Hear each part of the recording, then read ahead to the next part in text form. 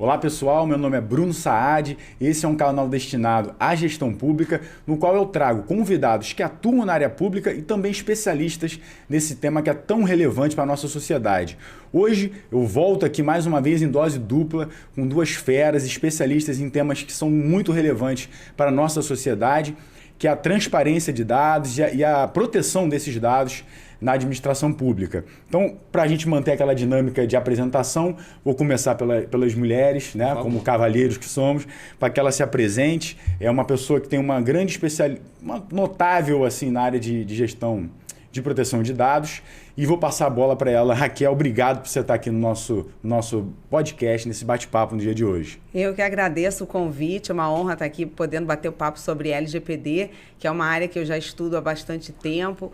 Eu sou mestre e doutora em Direito pela UERJ, sou formada em Direito pela UFRJ, já sou docente em Direito há 15 anos, leciono também LGPD, leciono Direito Digital. Tem um curso voltado para a Lei Geral de Proteção de Dados, que é o LGPD Experience. A gente já tem 10 edições formadas aí de curso. Tem um canal no YouTube. E hoje eu atuo como gestora, né, no ambiente público. Estou como pesquisadora do TCE de Rondônia, ajudando eles na parte de implementação da LGPD. Também atuo na área privada como Data Privacy Executive da Value Privacy, que é uma empresa norte-americana. E atuo também junto à GovDados, que é uma associação independente aqui no Brasil, que se formou há pouco tempo, que junta expoentes do setor público e privado para estudar e atuar junto à proteção de dados. Então, eu estou mergulhada aí em LGPD até o último fio de cabelo, adoro. Que bom, Raquel Rinaldi, que bom que você está aqui, obrigado por você atender o nosso convite. Eu sei que a gente tem uma agenda muito corrida e aí você se dispôs a vir aqui para a gente debater esse tema que é muito importante. Agora eu vou passar a bola para o Luiz Vicente, obrigado por você estar aqui, tá, Luiz? Sei que, mais uma vez, te agradeço, sei que a nossa agenda, né, o tempo é algo muito precioso, obrigado por você estar aqui. Eu que agradeço o convite, fiquei muito feliz, porque é sempre muito legal a gente poder falar sobre transparência pública. Eu adoro o tema com o qual eu trabalho, que é a Lei de Acesso à Informação, e muito importante também poder estar aqui do lado da Raquel discutindo um tema que é super afim, que é a LGPD. A gente vai ver certamente daqui a pouquinho a forma como essas normas se encaixam, né, no tratamento de dados. Eu sou advogado, trabalho com transparência pública há 6 anos e meio aproximadamente, coordeno os processos de transparência tanto ativa quanto passiva da Petrobras, e também oriento alguns outros processos de transparência da companhia, a exemplo da agenda de autoridades. Então, a gente já tem uma bagagem aí na formação de cultura de transparência e na gestão de processos de transparência pública também. Obrigado, eu tenho certeza que vai ser enriquecedor hoje esse bate-papo.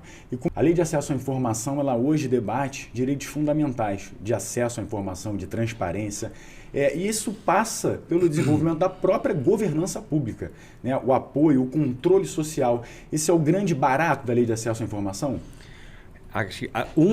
Né? Acho que a Lei de Acesso à Informação é um dispositivo e uma ferramenta para garantia de direitos fundamentais e para controle social muito grande.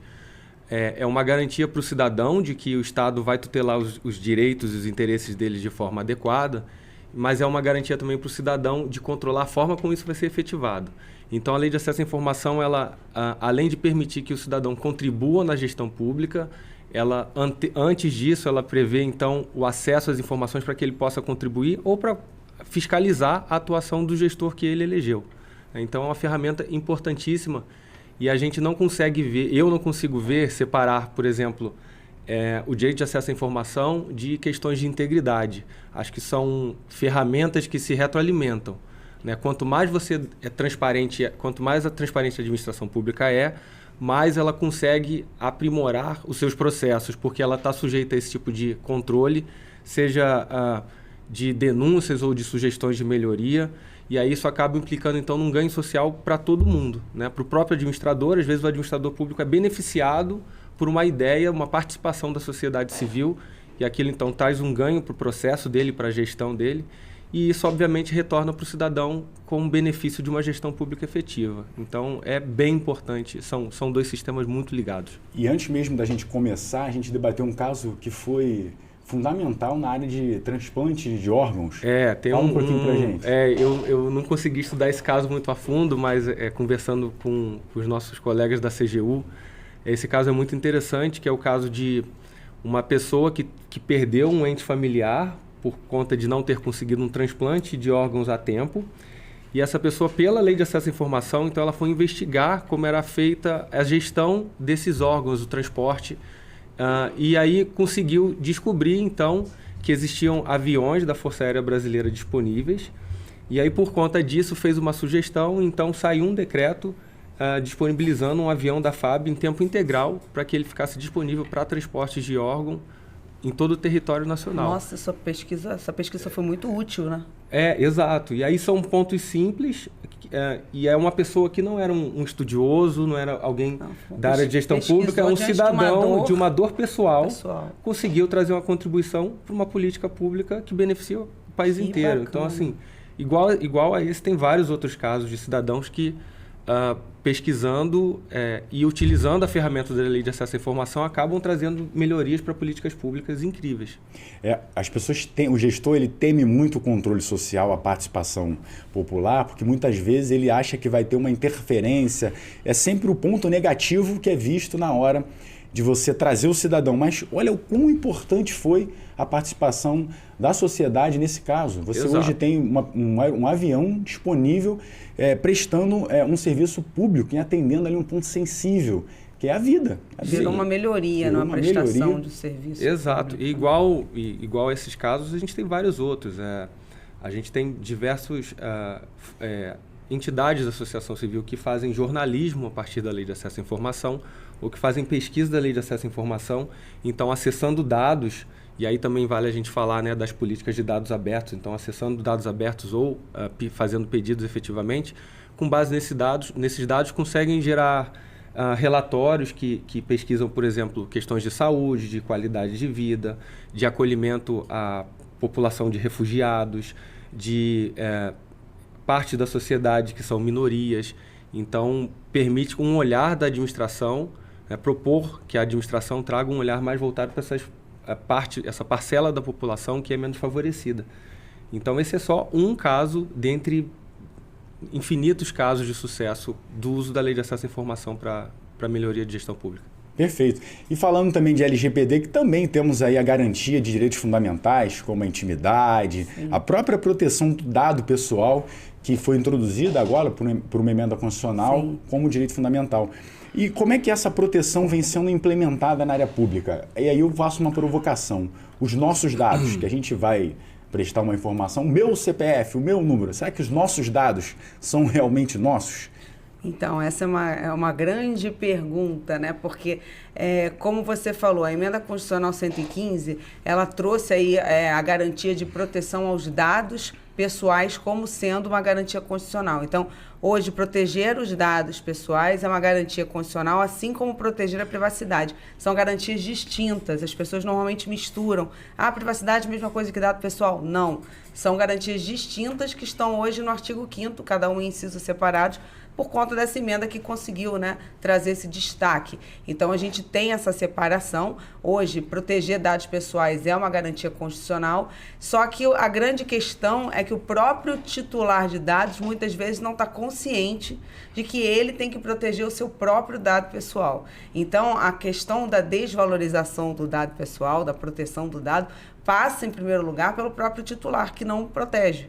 É a postagem gratuita de um dado que é importante, né? Você pega uma carteira de vacinação, em vez de você guardar aquilo, você vai e posta com CPF, nome do pai, nome da mãe, endereço e a data da vacina e o lote da vacina. Gente, guarda isso, a pessoa posta, né? Posta o endereço da casa, o endereço da escola do filho, a placa do carro. E quando você vai ver o Instagram da pessoa, a rede social, tem milhares de dados pessoais postados pelo próprio titular. E aí você pergunta, o dado é nosso ou o dado é de quem? O dado é do titular, mas ele tem que saber fazer bom uso do dado. E é claro que a administração pública também. Então, aos poucos, com a LGPD, todos nós estamos aprendendo a utilizar esses dados, a saber tratar esses dados, tanto nós como titulares, ganhando consciência da importância de trabalhar com os nossos dados de forma mais protetiva, e os órgãos públicos também compreendendo que o dado pessoal é um ativo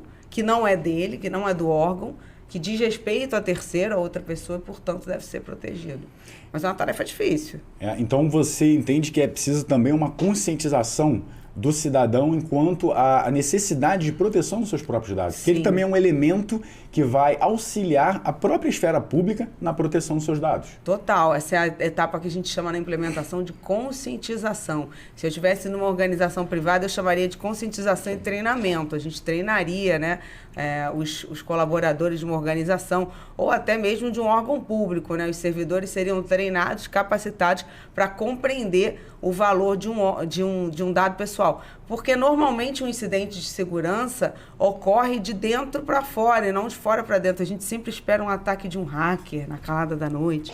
A gente recebe aí um WhatsApp dizendo, fulano, a empresa tal foi invadida. A gente está cansado de receber quantos avisos de tantas empresas invadidas. Mas os grandes incidentes de segurança ocorrem por falta de gestão de um dado pessoal. É o sujeito que deixa a tela do computador aberta para alguém ter acesso a um dado que não deveria. É o sujeito que deixa a senha de acesso num post-it colado na tela do computador. Quem nunca viu isso?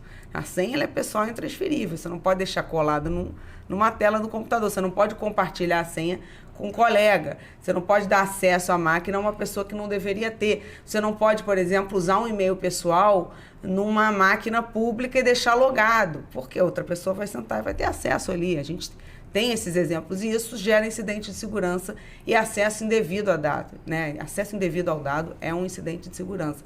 Então, a gente precisa educar as pessoas a tratarem principalmente os próprios dados para evitar justamente esses incidentes de segurança e evitar qualquer tipo de problema com os dados pessoais. É o primeiro passo. E nessa conscientização, como é que eu abordo, como é que eu chego, alcanço o analfabeto digital? Isso é difícil. Isso é difícil porque o tratamento de dados não é prioridade para esse sujeito. Ele está pensando, a prioridade da vida dele não é tratar dados. A prioridade são outras, né? São outras necessidades básicas. Mas eu entendo que a gente deve alcançar essas pessoas informando os perigos que podem acontecer com elas caso os dados cheguem a pessoas de má fé. Por exemplo, eu sempre educo as pessoas quando elas me dão um Pix com CPF. Eu sou chata, tá, gente? Eu falo, por que você está usando seu CPF no código do Pix? Por que você não usa o e-mail? O e-mail é uma chave melhor. Ou a chave aleatória é uma chave melhor. Porque o CPF, você está distribuindo seu CPF para milhares de pessoas que vai ter ali acesso ao teu nome completo, CPF. Acabou, para ter uma foto sua. CPF, nome completo, para fazer um golpe terceirizado, para fazer algum ato de má-fé. Se a pessoa estiver de má-fé, é muito fácil. Você está fazendo essa sessão. Se você tem uma opção melhor, então faça jus da opção melhor, que é um e-mail, ou talvez o telefone, mas não o seu CPF. Então, eu já vou educando, né? Eu, por exemplo, sempre posto vídeos falando dos golpes mais comuns da internet, que é o golpe do Pix, que é aquele telefonema que a gente recebe solicitando uma série de dados de pessoas que a gente não conhece. Então, a gente tem que se proteger. Por que a gente vai dar dados para uma pessoa que está ligando para a gente não sabe nem quem é do outro lado da linha? Está se passando pelo fulano do banco, mas será que é do banco mesmo? Né? Será que é da empresa mesmo ou será que teve acesso ao nosso telefone por algum motivo?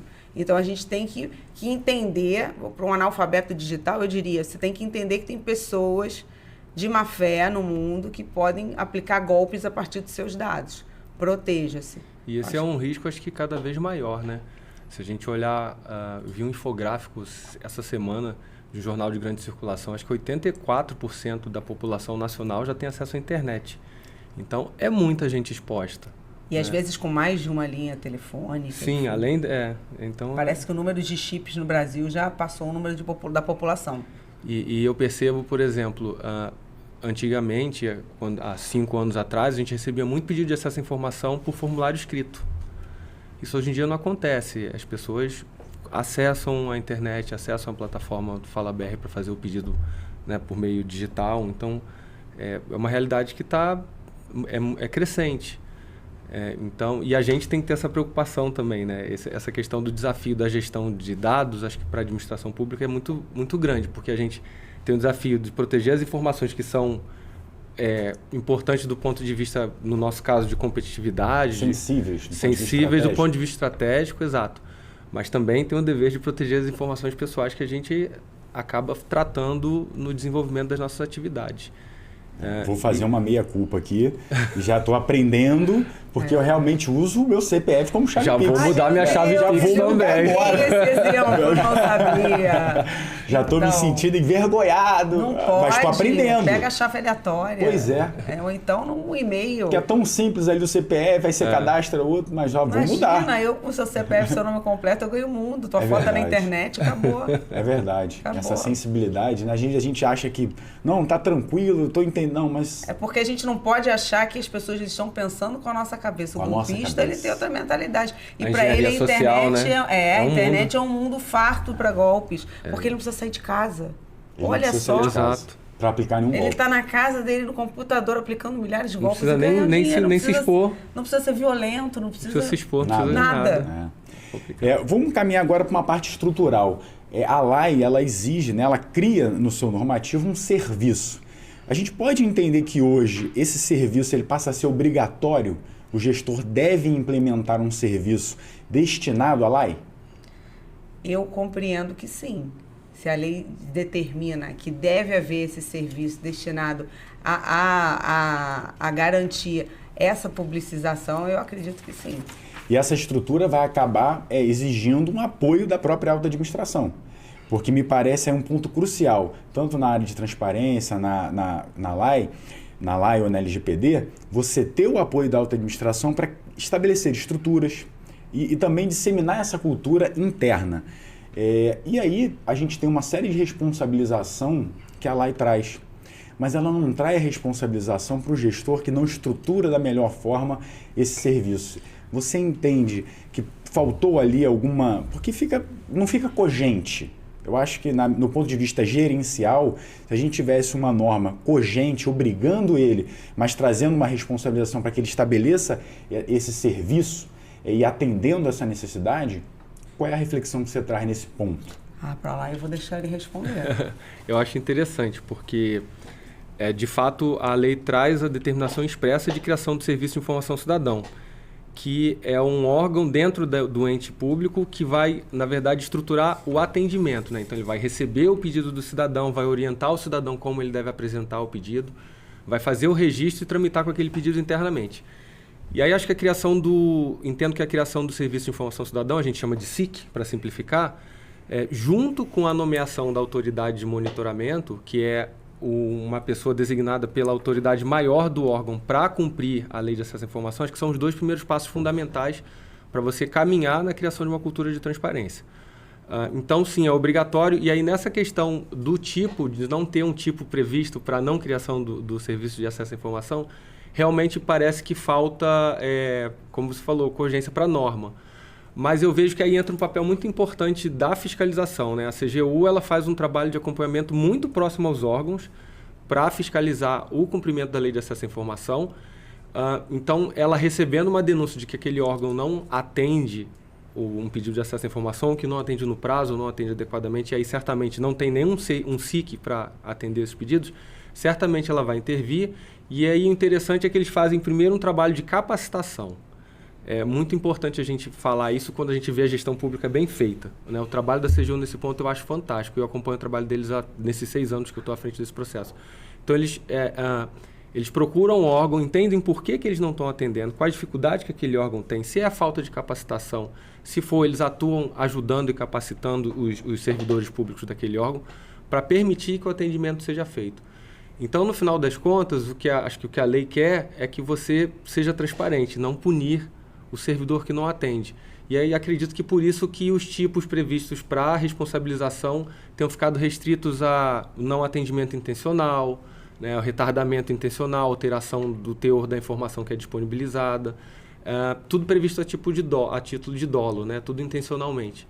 Então, acho que nesse aspecto, acho que...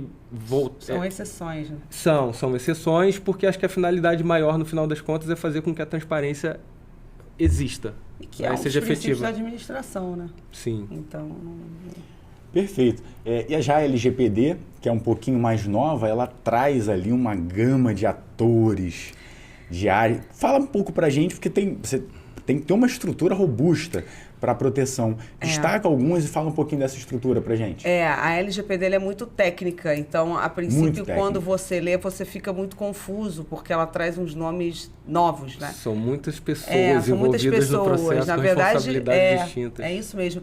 Na verdade, primeiramente, ela anuncia o titular, que somos nós, né, os proprietários, os donos dos dados pessoais. E aí, numa relação de órgão e também de empresas, a gente não pode pensar no titular somente como sendo, por exemplo, o cliente final, numa relação de consumo, por assim se dizer, né? A gente tem que pensar também no funcionário, no servidor, porque o titular é sempre aquele que vai ter o seu dado tratado. E o tratamento de dados não acontece só numa relação de consumo, também vai acontecer numa relação trabalhista, por exemplo, né? Numa relação entre funcionários, uma relação entre servidor e órgão, enfim. Sempre que houver tratamento, aquele que tiver o dado tratado vai ser o titular de dados. E aquele que trata o dado é o controlador. Então, a LGPD ela traz agentes de tratamento que são o controlador e o operador. O controlador ele sempre vai existir, porque é sempre quem determina como vai ocorrer o tratamento de dados, quem determina os elementos essenciais do tratamento de dados, ou seja, como e por que o tratamento de dados acontece. Então, via de regra, é a pessoa jurídica, seja de direito público ou de direito privado, que vai determinar como vai acontecer o tratamento de dados. Então, por exemplo, eu comprei um livro num site, aquele site vai coletar os meus dados para me entregar o livro e ele vai determinar como vai acontecer aquele tratamento, se é de forma digital, se é de forma manual, onde esse dado vai ser armazenado, por quanto tempo, se ele vai compartilhar com alguém ou não, para que ele está coletando aqueles dados, quantos dados ele está coletando, enfim. Tudo isso ele determina, então aquele site, aquela empresa é a controladora nessa relação. E aí você pergunta, o funcionário da empresa, né? Porque a empresa, enfim, é pessoa jurídica, não tem braço, não tem perna, vai tratar o dado como? Vai passar pelo funcionário. O funcionário, ele age em nome da organização. Então, é errado a gente pensar o funcionário como controlador. O funcionário não é controlador coisíssima nenhuma. Ele está agindo em nome da empresa ou em nome do órgão. Então, ele não tem esse poder de ser agente de tratamento. Ele só atua em nome de. O agente de tratamento continua sendo a pessoa jurídica. Só vai ser pessoa física, o controlador, em casos de haver tratamento por pessoa física para fins econômicos, em se tratando de pessoa física autônoma, digamos um advogado ou um médico que tem aí uma base de dados, esteja tratando uma base de dados de clientes, por exemplo, com a finalidade econômica. Sensíveis ou não, mas via de regra são sensíveis, né? De médico com certeza. Mas digamos que aquele sujeito não está subordinado a nenhuma empresa. É ele por si só. Então, nesse caso, essa pessoa física é controladora, mas é uma exceção. Via de regra, pessoa jurídica. Agora, o operador, ele nem sempre existe, porque o operador ele tem uma função delegada. Ou seja, ele vai existir, se for o caso do controlador, em um momento, resolver delegar uma parte do tratamento a um operador, por exemplo, a nuvem. Você tem lá o controlador, ele diz, não quero armazenar tudo aqui no meu servidor, vou contratar um serviço de nuvem. Esse serviço de nuvem vai ser um operador, porque ele vai estar fazendo uma parte do tratamento de dados a mando do controlador. Mas esse operador não tem poder de determinar nada a respeito do tratamento de dados, porque, de fato, ele age sob determinação do controlador. Então, ele pode não existir na questão do tratamento, e quando ele existe, ele age sob gestão, ele age sob essa delegação. Então, esses são os agentes de tratamento segundo a LGPD. Mas a LGPD também traz uma terceira figura, que não é a agente de tratamento, e é muito comentada, que é o encarregado de dados, também chamado de DPO. Por que DPO? Porque no GDPR, que é a legislação que fala de proteção de dados no bloco europeu, o encarregado ganha esse nome, que é o Data Protection Officer, é a sigla DPO, que é o sujeito justamente que vai auxiliar a implementação da Lei Geral de Proteção de Dados e vai ser o canal de comunicação entre a ANPD, os titulares e o controlador, mas não é agente de tratamento. Ele é uma peça da implementação da LGPD dentro da organização. Muito bom. Olha o cuidado que a administração pública precisa ter para para gerir os riscos de ter aquele dado. E a gente precisa. E a gente, quando vai estabelecer alguma ação, algum programa ou algum procedimento em que a gente necessite de informações, a gente já passa a refletir. Eu preciso realmente solicitar aquele dado daquela pessoa que está sendo submetida a uma análise, por exemplo, de integridade? Então, essa pergunta, ela responde o princípio da finalidade e o princípio da necessidade. Hoje, o menos é mais. Você, de fato, tem que perguntar, aquele dado é necessário? Porque só se admite a coleta de dados necessários. Para quê? Necessários para que a organização alcance a finalidade do tratamento, evitando coletar dado excessivo. Então, se não for necessário, se a sua resposta for não, a sua pergunta for não, você não coleta o dado. E quanto mais eu coleto, maior a minha responsabilidade na proteção desses dados. Porque maior é a chance de acontecer um incidente de segurança. E tenho minha percepção, acredito que seja um raciocínio verdadeiro, de que a administração pública é a maior detentora de dados. Não tem outro que detenha maior dados que a administração pública.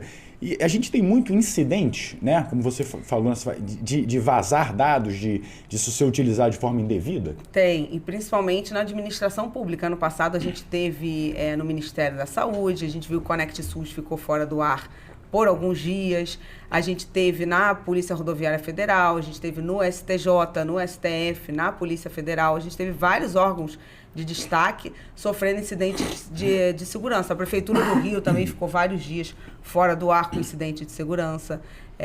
Ou seja, a gente tem aí os hackers se aprimorando e também os incidentes acontecendo por má gestão dos dados dentro da própria organização, que foi o que eu falei. Você não depende de terceiros externos, de hackers, para que um incidente aconteça.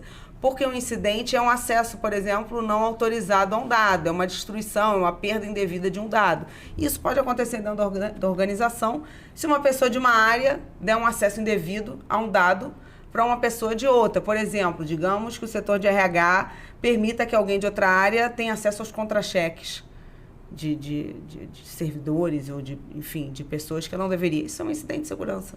Você ter acesso a um dado indevido já é um incidente de segurança, e acontece. Aquela impressão que você bota para imprimir não vai buscar? Isso é uma das perguntas que eu faço no data mapping. Quanto tempo você deixa a folha na impressora? Você pode pensar que pergunta é essa, né? Ninguém nunca pergunta isso na vida. Mas isso faz diferença. Se você deixar 2 dias, você vai lá e lê. E eu já fiz isso em empresas que eu trabalhei. Às vezes lê por curiosidade, porque está ali esperando a sua impressão e fica lendo. Pode ser um documento confidencial, pode ser um dado sensível. Pode ser. O próprio rascunho, você recebe um bloco de rascunho e atrás tem vários dados que não deveriam estar ali. Teve até uma empresa que foi processada porque a mãe de uma menina foi comprar uma bolsa e quando ela pegou a bolsa, o currículo da filha estava atrás do preço. Nossa. Ou seja, a empresa usou o currículo para imprimir o preço e usou o verso do currículo para imprimir o preço da bolsa, enfim. E a foto da menina estava atrás. Jesus. Olha que loucura. Então, até para rascunho hoje, você não pode utilizar folhas com dados pessoais. Vou aprofundar um pouquinho esse assunto, que eu acho que é bem importante para a gente ter essa percepção enquanto gestor.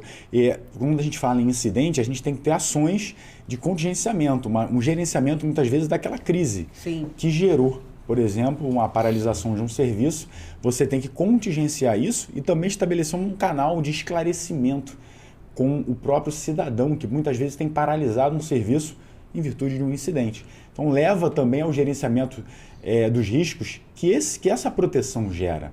E o gestor precisa ter essa percepção. Sim, uma das etapas da implementação de um programa de privacidade é o gerenciamento de riscos e a resposta aos incidentes de segurança. Então, quando você gerencia o risco, você tem que tirar uma fotografia de como está a situação atual do órgão, descobrir onde estão os buracos para poder tampar, né? Assim, dizendo de forma, né, de um português bem claro. Então, você tira um retrato da organização e diz, olha, aqui tem riscos de incidente de segurança porque o dado está passando por esses setores e está sendo tratado dessa forma. Por exemplo, está havendo uma coleta excessiva, não deveriam estar sendo coletados tais dados onde estão sendo coletados. Não está tendo tempo definido de armazenamento. Os dados estão sendo armazenados por tempo indeterminado, que isso é incorreto segundo a LGPD.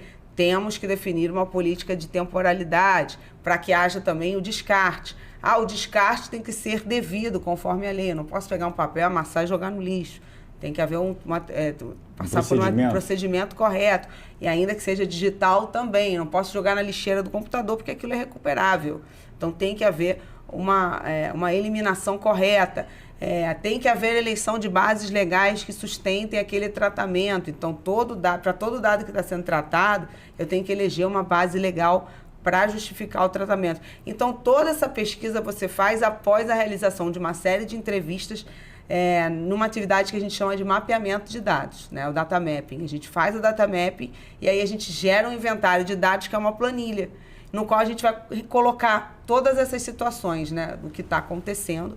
E aí a gente gera uma matriz de risco, que é um mapa de calor, no qual a gente indica o que está mais perigoso e o que está menos perigoso, né? A cor verde, amarela e vermelha. E começa a atacar os pontos que estão no vermelho, que está mais iminente de ter risco de incidente de segurança. Por exemplo, se a gente entrevista 10 pessoas e todas elas respondem que elas deixam a máquina sem bloquear, o computador sem bloqueio, a gente entende que existe um risco ali maior do que outros. Então, vai ser o primeiro lugar que a gente vai atacar. Primeiro lugar, colocar bloqueio no computador, que é um controle que tem que ter para evitar um incidente de segurança. Qual? Eu acessar a sua máquina e ter um acesso não autorizado. E da onde vem esses controles? Das normativas técnicas, da ISO 27001, da ISO 27701, da ISO 29134. São ISOs que a gente utiliza para apoiar a atuação. Então, por isso que a gente fala que a LGPD é uma norma multidisciplinar. A gente utiliza muito conhecimento da segurança da informação também para poder atuar, porque só com o direito a gente não consegue. Perfeito. Pô, muito bom essa explanação, uma aula aqui para você que está nos ouvindo.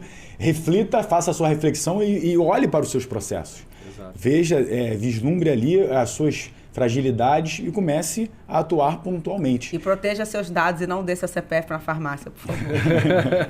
Mas fica uma situação meio constrangedora. Coloca seu CPF aqui. Eu adoro ser constrangedora, não tem problema nenhum. Eu falo, não vou colocar. Para comprar, às vezes, um chiclete, você precisa. Às vezes você vai comprar uma camisa. O seu CPF. Não quero fazer cadastro. Eu já falo assim, se eu sou estrangeiro, não tem CPF. Exato. Mas não quero fazer um cadastro, eu quero só comprar. Não quero que você saiba quem comprou, por que comprou, quem é meu. Mas eles insistem, né? Insistem, te olham com cara feia, esse constrangimento isso. Você é o chato. E para você que não sabe, bloquear sua tela de computador, Windows L. Eu aprendi isso, é rápido. O Windows L já bloqueia, aí você sai, faz a atividade, volta, loga de novo, não deixa aberto. E aí a gente consegue agora fazer uma ponderação, né? Ela protegendo e você tendo a necessidade de prestar informação. Não há um conflito entre normativas, pelo contrário, eu acho que elas se completam. E você tem um desafio, né, de ser transparente de forma ativa e também de forma passiva. Fala um pouquinho dessa conexão de ser transparente de forma ativa, que eu acho que é o que a sociedade clama, né, de uma administração pública mais ativa na hora de ser transparente, mas também tem os pedidos de informação. Fala um pouquinho, coteja um pouquinho esses dois assuntos para a gente. O que muita gente não sabe, quando a gente fala de lei de acesso à informação, é que a lei de acesso à informação tem essas duas frentes, né, que são complementares, são duas faces da mesma moeda.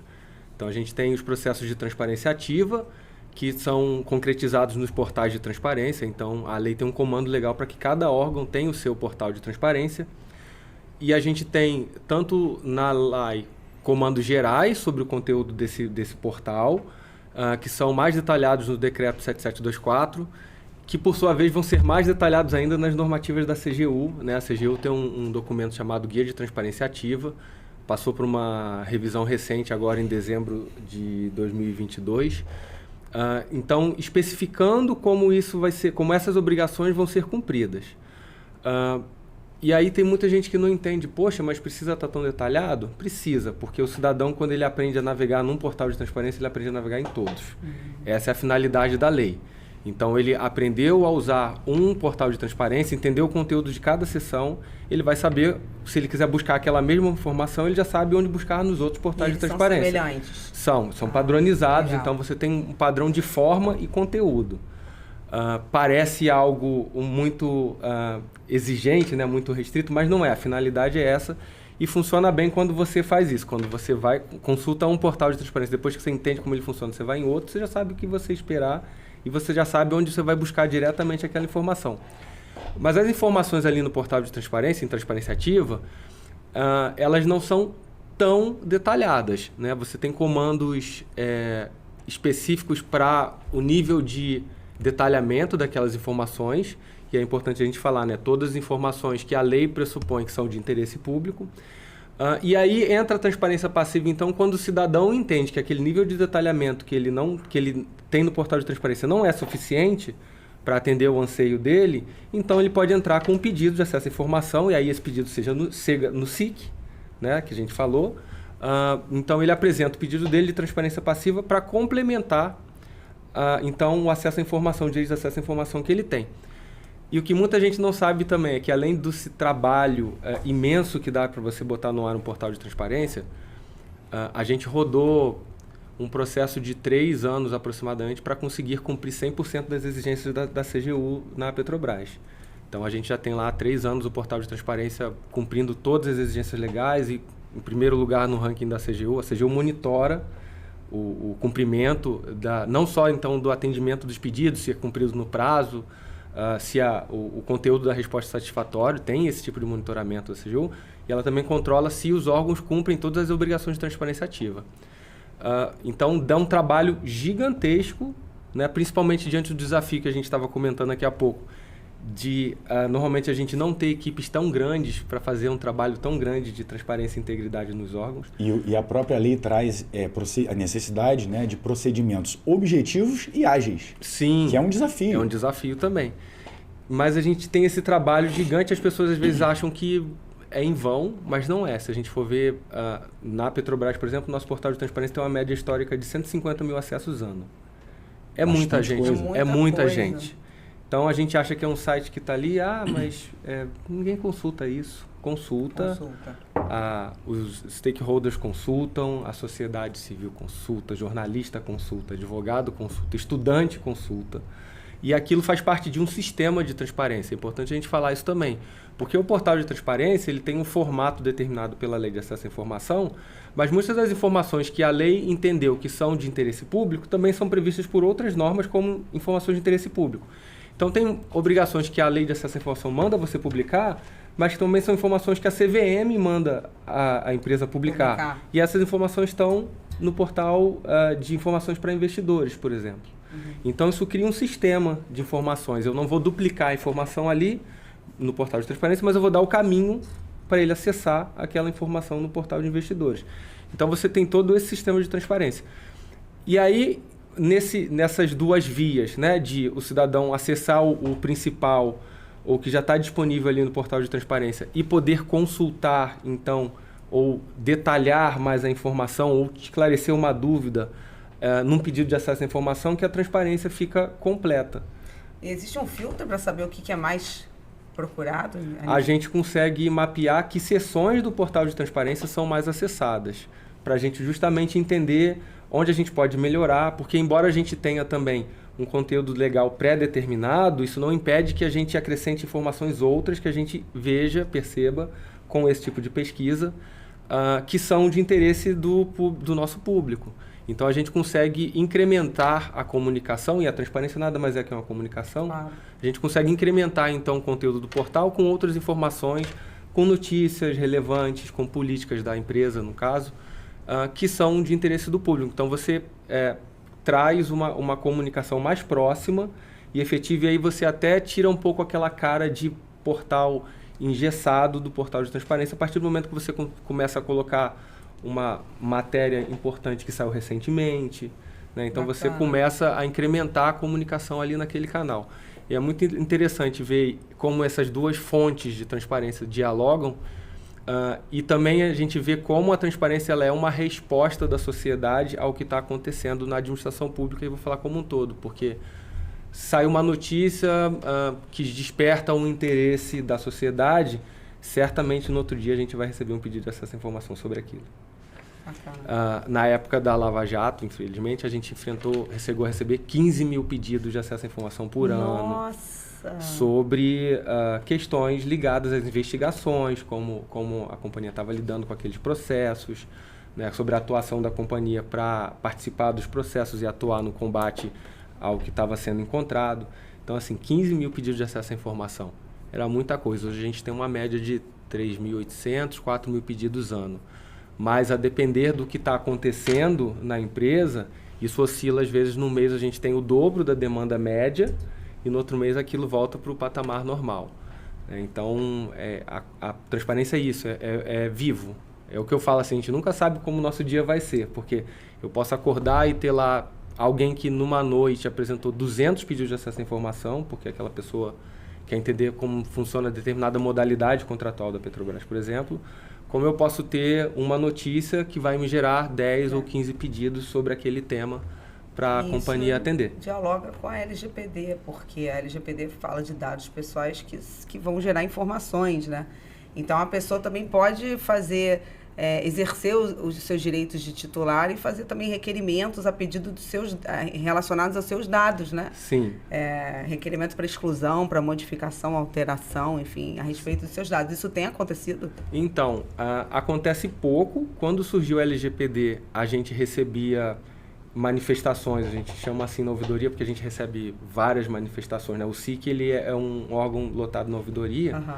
Então, a gente recebe vários tipos de manifestações. São reclamações, elogios, opiniões, pedidos de providência, denúncias, que tem um canal específico, a lei de acesso à informação, que é para atender um pedido de acesso à informação, e aí a gente precisa fazer sempre essa leitura. Esse cidadão está pedindo um dado processado ou não processado, mas um dado da companhia, então pedido de acesso à informação. Mas se ele entra pelo canal da lei de acesso à informação pedindo uma providência prevista na LGPD, aí a gente encaminha ele para o canal de atendimento específico. Tem um canal de atendimento. Tem um canal de atendimento específico para atender manifestações da LGPD. Muito bom. Muito embora em alguns casos da lei de acesso à informação, a gente vá receber pedidos que tenham dados pessoais ou dados pessoais sensíveis. E aí a lei não afasta esse atendimento, né? A lei de acesso à informação não afasta esse atendimento, mas obviamente isso implica que a gente tome diversas precauções em certificar quem é o autor do pedido de acesso à informação, se ele é o titular daquele dado e a forma como esse pedido vai tramitar dentro da companhia também requer todo esse cuidado que você comentou, de restrição de acesso. Então, a gente recebe um pedido lá no SIC, a gente só encaminha para a área o que é necessário, extremamente necessário para que aquele pedido seja atendido. Então, para que a área identifique o titular da informação, identifique a informação que está sendo solicitada, não encaminha, então, num pedido genérico, por exemplo, de uma cópia de um contrato. Eu não preciso encaminhar o e-mail de quem solicitou, não preciso encaminhar o CPF de quem solicitou, não preciso encaminhar esses dados. Então, encaminhe só o pedido, quem é o autor do pedido. Mas nesse pedido de acesso a documentos que contêm informações pessoais, eu preciso tramitar, então, e aí eu encaminho, sim, quem é o autor do pedido, para que a área se certifique de que ele é o titular da informação pessoal que vai ter sendo devolvida, digamos assim, na resposta ao pedido. Mas aí tem todo o cuidado de tratamento. Então, o acesso a determinados documentos vão ser restritos às pessoas que trabalham no tratamento do pedido de acesso à informação. A CGU tem no Fala BR uma certificação de titularidade do autor do pedido. Então, eles têm os selos lá, né, prata, ouro, que certificam que aquela pessoa, de fato, é o titular daqueles dados, para que a gente possa, então, disponibilizar essa informação naquela plataforma. Então, tem N requisitos que a gente vai cumprir para atender o dever da ALAI, e aí isso é interessante a gente falar. A ALAI já trazia o dever de proteção de informações pessoais, né? A LGPD veio complementar esse dever, né? Mas, então, esses institutos, eles trabalham, assim, indissociavelmente. Eles são de mão dada já. E, a contrário do que se falou muito quando surgiu o LGPD, eles não são documentos, não são normas antagônicas, né? No início houve uma resistência. Eu não posso fornecer isso. Ninguém queria passar nenhum nome mais. Se pensava que a LGPD veio para proibir o tratamento de dados pessoais. Isso frear um pouco ali, na verdade, não. A LGPD veio dizer, olha, pode tratar, mas tem que tratar com regras. Exato. Né? Exato. Não a moda da casa. Vamos estabelecer critérios. E aí, na transparência, isso no início foi um desafio, porque muitos dos órgãos, por não ter ferramentas adequadas ou por não ter capacitação adequada para o tratamento de dados pessoais, passou a negar acesso a informações de interesse público porque nesses documentos havia dados pessoais. Então, isso passou a ser uma justificativa comumente utilizada para negar acesso à informação pública. E aí, enfim, em 2022 saiu um enunciado da CGU, então, dizendo que não há antinomia de normas, que só corrobora com isso, que a lei já trazia essa proteção, então que nada mudou. A diferença é o aspecto em que essa proteção está sendo dada pela LGPD. A gente tem 2 enunciados da CGU falando disso, para que justamente a LGPD não se torne um entrave à transparência pública, como houve esse movimento no início da implementação da LGPD. E o objetivo da LGPD é justamente ser transparente com os critérios que são estabelecidos para tratar esse dado dentro da sua organização. Ela não se contrapõe à lei. Na verdade, ela cria critérios para que esse dado vá percorrer o seu ciclo dentro da sua organização de forma segura, de forma cautelosa, dada a sensibilidade. Você está falando de uma empresa, aí, se não a maior empresa nacional, uma das maiores, você tem informações extremamente sensíveis, que isso precisa circular, inclusive internamente, de forma segura. Sim. E isso é ser transparente, inclusive com os seus stakeholders, com a sua equipe, com todos aqueles que estão no seu negócio, no seu modelo de negócio. Sim. Mas você falou de um assunto bem interessante, que é um ponto de reflexão, que é a exclusão do dado. Você tem organizações hoje que têm dados há 50, 60, 70 anos. E às vezes um fato aconteceu na vida daquela pessoa, está registrado ali, e daqui a 50 anos, sei lá, 40, alguém faz uma pesquisa, mas no dia tal você tomou uma multa, um procedimento, e aquilo, eu sei porque eu passo por um processo de análise de integridade, em que a gente faz um background check das pessoas que são nomeadas para integrar os quadros da prefeitura. E a gente, às vezes, pega casos lá de um incidente de trânsito em 1970. E, uma violência doméstica, um conflito que aconteceu há 30, 40. E essas pessoas têm direito de solicitar a exclusão? E qual é a ponderação entre ele solicitar essa exclusão e a necessidade da administração pública ter esses dados para implementar suas políticas baseadas em evidência, em dados?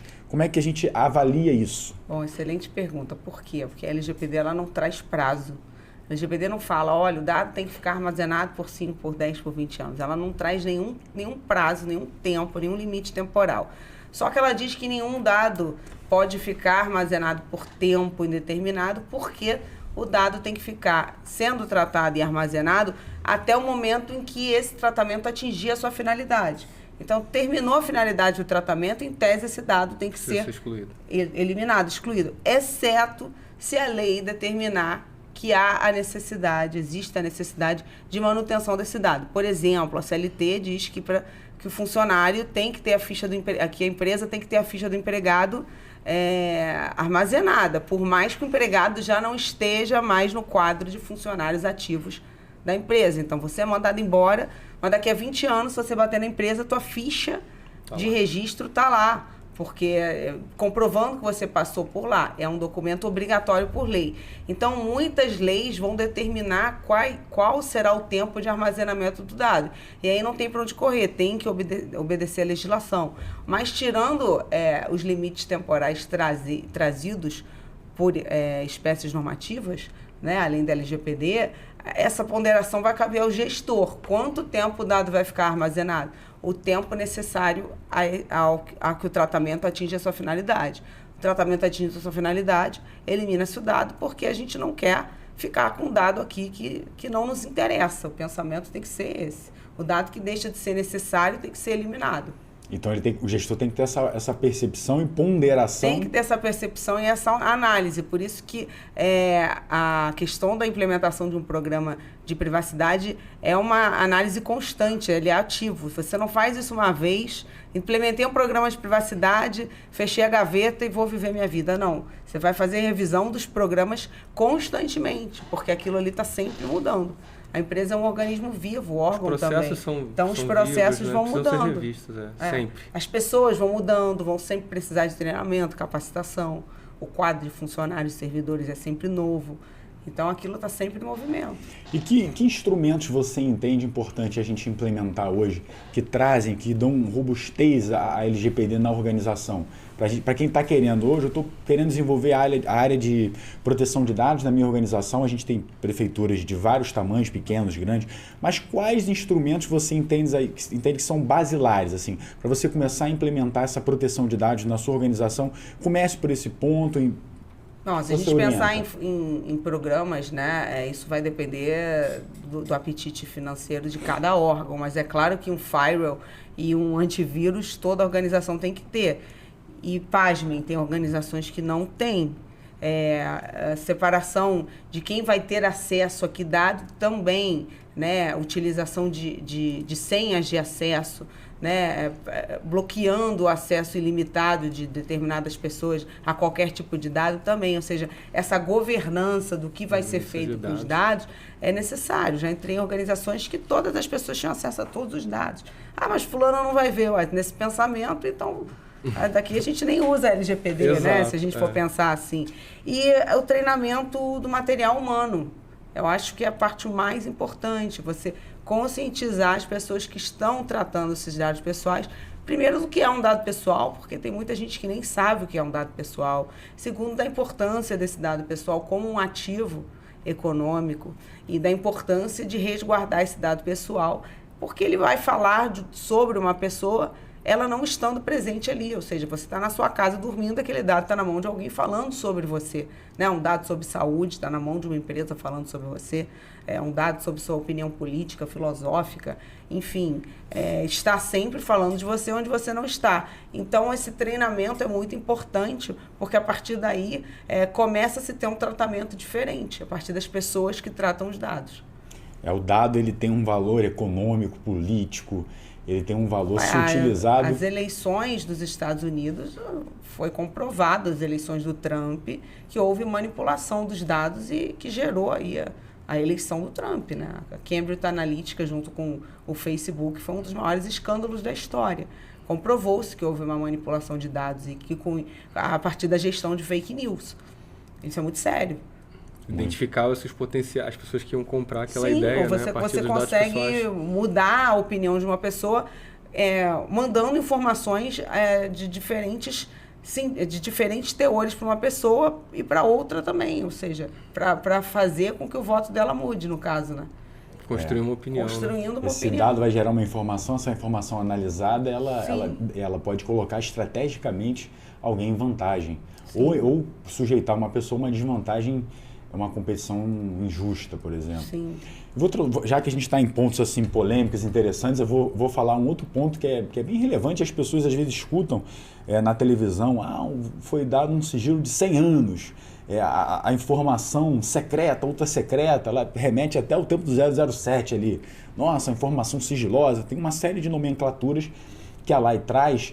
Como definir isso? Isso pode muitas vezes ser utilizado para mascarar ou proteger ou deixar de ser prestada uma informação que é devida? Não deveria, mas pode. É interessante a gente falar, porque a regra é a da publicidade pela Lei de Acesso à Informação, então a gente sempre tem que ter isso em mente quando a gente atende a lei. A regra é de que toda informação produzida ou custodiada por um ente da administração pública, ela é pública. E aí a Lei de Acesso à Informação, então, traz algumas hipóteses em que ela excepciona essa publicidade, permitindo o sigilo da informação. Em linha genérica, a gente tem os casos de informações que são relevantes para a segurança nacional, e aí a lei permite que essas informações, a depender do risco que elas trazem, sejam classificadas como ultrasecretas, secretas e reservadas. O sigilo das ultrasecretas duram 25 anos, das reservadas 15, das secretas 15 e das reservadas 5. E a lei traz também outras possibilidades de sigilo de informações. Para o caso das empresas públicas e sociedades de economia mista, toda informação que vá fragilizar a competitividade dessas empresas no mercado em que atuam, essa informação pode ser considerada sigilosa. Imagina, senão você esvazia a finalidade da sociedade de economia mista, que é competir no mercado, né, econômico. Casos também que você esteja fragilizando governança corporativa, e interesses de acionistas minoritários. E a lei também prevê, salvo engano no artigo 22, o respeito a outras hipóteses de sigilo legal, então prevista em outros diplomas, como os casos de sigilo profissionais, sigilo de dados bancários, propriedade intelectual. Então, a lei traz essas possibilidades de você excepcionar a regra da publicidade. Isso não pode ser utilizado em benefício de proteger algo que deveria ser Exato. E aí é interessante isso, que não basta você, enquanto agente público, que vai classificar uma informação como ultrasecreta, ou secreta ou reservada, dizer que aquela informação é secreta e ponto. Né? Você precisa fundamentar por que aquela informação está sendo classificada daquela forma. E aí, obviamente, que existem mecanismos legais para que o cidadão, então, questione essa classificação. Então, a lei de acesso à informação, assim como ela prevê nos pedidos de acesso à informação em que as informações são negadas, ela prevê uma série de recursos, né, em que vai escalando nas autoridades do órgão. Para essas informações classificadas, ela prevê também a possibilidade de o cidadão apresentar um pedido de desclassificação, que no final das contas vai ser apreciado pela CGU, né, e a CGU então vai averiguar se de fato há um fundamento de proteção de interesse de soberania ou segurança nacional para que aquela informação seja classificada daquela forma, para não permitir, então, o uso abusivo do sigilo que a lei de acesso à informação permite, em alguns casos. É a própria ideia de que não existe direito absoluto, né? Exato. E muito interessante que tem situações que a gente vê veiculada em mídia que a transparência, ela não é transparente, ela é simplesmente uma publicação em que não foi dada amplitude. Então, qual é a amplitude que essa transparência precisa ter para atender a real transparência ao ambiente público? Se a gente for olhar o que a doutrina fala, o conceito mais moderno de transparência é diálogo. Né? Então, embora, por exemplo, na lei de acesso à informação você tenha um procedimento que ele é um pouco engessado, porque ele prevê que o cidadão apresenta o pedido, apresenta a resposta, ele pode recorrer para a autoridade ou apresenta a resposta ao recurso, ele tem um segundo recurso dentro daquele órgão que vai para a autoridade máxima do órgão, então é sempre pergunta, resposta, recurso, resposta, depois chegando na CGU a mesma coisa. Mas a ideia de transparência mais moderna é de diálogo. Então, muitas das vezes, até excedendo os procedimentos que a lei prevê, ou que esses mecanismos, esses sistemas prevêem, às vezes o que mais funciona é passar a mão no telefone e ligar para o cidadão. Escuta, eu estou aqui, eu trabalho atendendo a lei de acesso à informação, eu queria entender o que você está querendo com essa sua redação que não ficou claro para mim, e eu vou te explicar a dificuldade que eu tenho de atender o pedido na forma como ele foi formulado. Então, vamos alinhar aqui como fica mais fácil de eu te atender. E aí, assim, às vezes, numa conversa telefônica, que é surpreendente, porque o cidadão não espera que você vai ligar para ele. E ele se sente valorizado. Não, e parece assim que, isso daí quem atende é um robô, não sei. Né? A pessoa não então, espera, assim, quando né? você liga, você fala, oi, eu sou do Serviço de Informação Cidadão e eu queria entender o seu pedido. Então vamos combinar, apresenta assim, separa esse com o outro, que assim eu consigo te responder mais rápido. O recurso segue separado para cada autoridade que tem que seguir se houver recurso. Isso daqui a gente não... Uma estrelinha, viu? Isso daqui a gente não tem, essa informação. Dessa forma eu posso te prestar assim, serve? Assim já me ajuda. Então você consegue fazer esse alinhamento que aí proporciona esse diálogo e você acaba sendo mais transparente. Eu não ia esperar uma ligação dessa. Mas a gente faz, porque senão você fica às vezes brigando dentro do processo da lei que é mais rígido. Entender. E aí você dá você gasta um efetivo do órgão e você não atende a finalidade que é ser transparente. De todo mundo, exato. De todo mundo. E você não atende a finalidade que é ser transparente. Então, muitas das vezes eu uso esse expediente, peraí, tem telefone? Porque às vezes não tem, né? É importante a gente falar que como a lei de acesso à informação, ela muitas das vezes vai ser utilizada para o cidadão se municiar para apresentar uma denúncia, né, contra uma infração ética ou legal que ele está presenciando, ele quer certificar de que aquilo acontece. Então, ela prevê a possibilidade do cidadão de apresentar o pedido anonimizado, né, mas quando ele se identifica, e aí como é para fins de atender a lei, então a gente toma a liberdade de ligar para o cidadão e dialogar com ele para alinhar a forma como ele pode melhor apresentar o pedido, para a gente melhor e de forma mais ampla disponibilizar a informação para ele. E isso vai reverberar na sociedade. O cidadão vai se sentir prestigiado. Poxa, eu recebi uma ligação, o poder público me procurou, está preocupado em atender a minha demanda. Ele vai falar para o vizinho, ele vai falar para o parente, ele vai falar para o outro. E a imagem da instituição, ela vai soar de forma positiva, vai fortalecer, como você bem falou, e vai reverberar na sociedade. Poxa, nessa instituição aqui, eu tenho este tipo de tratamento. As pessoas vão ter esse olhar positivo. Isso é bom para o gestor. E é bom para todo mundo, porque você dá acesso à informação, dá efetividade ao direito fundamental, você eventualmente vai permitir o aprimoramento de gestão pública, e quando um órgão dá esse exemplo, você cria expectativa de que outros se utilizem desse mecanismo também. Então, no final das contas, você está somando para um movimento de transparência que beneficia a sociedade inteira.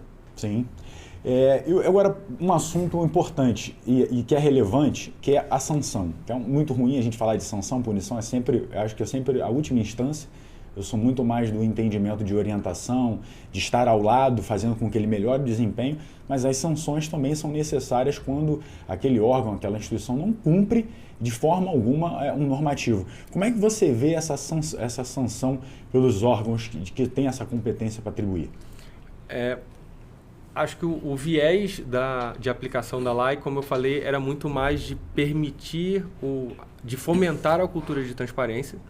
Então, acho que nos primeiros 10 anos de aplicação da lei, a atuação pública era muito voltada para... De forma preventiva? Preventiva e para capacitar para o órgão atender, né, para fomentar a transparência. Então, como eu mencionei, o órgão não está atendendo, vamos ver por que eles não atendem, como que a gente consegue ajudar.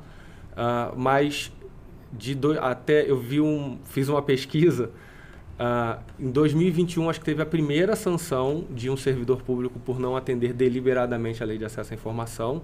Então, é um movimento que, se a gente olhar... Acho que uma previdência, algo do Estado de São Paulo... Teve um caso de um reitor de uma universidade também. Mas é algo recém, é pouco se a gente for olhar, né, a lei de 2011. Então, só em 2021 que você foi ter a primeira sanção. Mas hoje em dia, como já existe uma política pública e uma estrutura que os órgãos de controle dão para que os órgãos atendam a lei de acesso à informação, então já existe um movimento mais estruturado de aplicação de sanções, mas que é um procedimento então que eles vão investigar o motivo do não atendimento, vão dar possibilidade de defesa para o servidor público, mas já existe casos de responsabilização, sim, pela Corregedoria Geral da União. Na LGPD, eu acho que a punição que o órgão pode sentir é ele mesmo ter seus dados violados, ter uma fragilidade no seu órgão, a imagem reputacional ficar ruim. Poxa, ele não protege os dados dele, como é que ele vai prestar? As pessoas pensam que a grande questão da LGPD é a multa, né, que se aplica às empresas privadas. Mas todo mundo tem medo. Todo mundo tem medo. Ninguém quer tomar a multa. Mas eu não acho que é pior. Eu não acho que é pior sanção, porque a multa você pode parcelar, você pode recorrer. Eu acho que a reputação... O dano reputacional pode ser muito maior. Que é manchada, você não consegue desconstruir aquilo com facilidade. Exato. Eu acho que é um dano muito negativo. É um problema muito grande, porque você tem aí a publicização da infração. E chega no nosso WhatsApp muito rápido.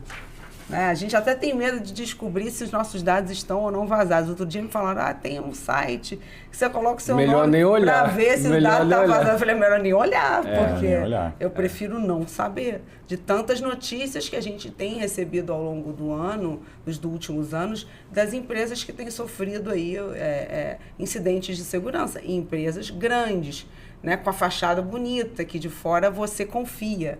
Né? E aí, como dizia minha avó, nem tudo que brilha é ouro. Exatamente. Você está aqui de fora confiando e lá dentro está uma bagunça.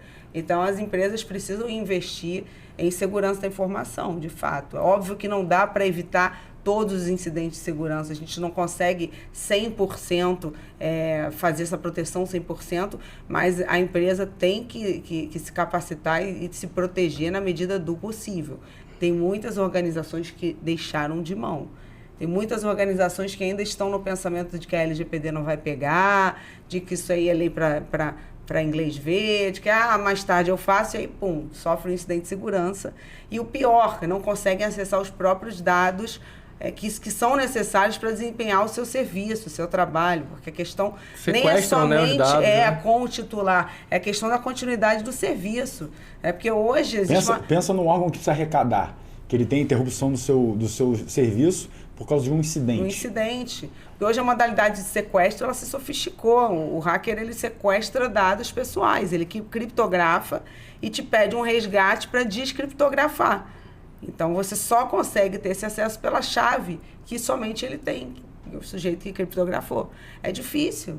Então, para evitar esses problemas, tem que se investir em segurança da informação. É isso. O nosso tempo tá ali no limite. Eu quero muito agradecer. Eu acho que foi muito enriquecedor a gente falar de lá, de LGPD. Falar sobre governança pública, a gente passou sobre direitos fundamentais, sobre garantia, sobre proteção do cidadão, sobre essa interlocução com a sociedade civil, a necessidade de ser transparente. Ser transparente é bom para tudo, né? Inclusive para a vida. E ter esse cuidado com os nossos dados, ainda mais quando nós somos gestores públicos. Eu acho que ter esse olhar enquanto gestor, quando você tem os seus processos, preciso disso aqui realmente para fazer essa análise, eu preciso demandar isso do órgão. Eu acho que essa reflexão o gestor tem que ter. Por isso eu agradeço muito, muito, muito a disponibilidade de vocês. Sei que vocês têm uma carreira brilhante e sei que vocês têm um tempo corrido, né, nos afazeres, assim como eu tenho. Então eu imagino que vocês tenham abdicado de alguma coisa para estar aqui passando conhecimento para nossos ouvintes. Vou passar a palavra para cada um de vocês para que vocês deem o seu recado final e pode falar do canal de vocês. Sei que você também tem um canal, eu acompanho e a conheci lá pelo canal, pelo brilhante trabalho que você faz, também, Luiz, pela recomendação que tem. Então, primeiro as damas, para que a gente possa dar o nosso recado final. Bom, mais uma vez eu quero agradecer por estar aqui, né, no programa hoje. Muito bacana a nossa conversa, muito útil, que sirva de alerta para vocês aprenderem a tratar os dados pessoais de vocês, a terem essa atenção, né, e esse carinho com o dado pessoal de vocês. Quem quiser conversar comigo no Instagram, eu estou no @RaquelRinaldi_oficial. Estou também no LinkedIn como Raquel Rinaldi. E no YouTube, o meu canal é o Doutora Raquel Rinaldi. Tenho várias lives e periodicamente eu venho fazendo entrevista com pessoas sempre a respeito da LGPD. E eu sempre converso com quem quiser tirar dúvidas, com quem quiser falar sobre o tema. Fico à disposição, tá bom, gente? Foi um prazer.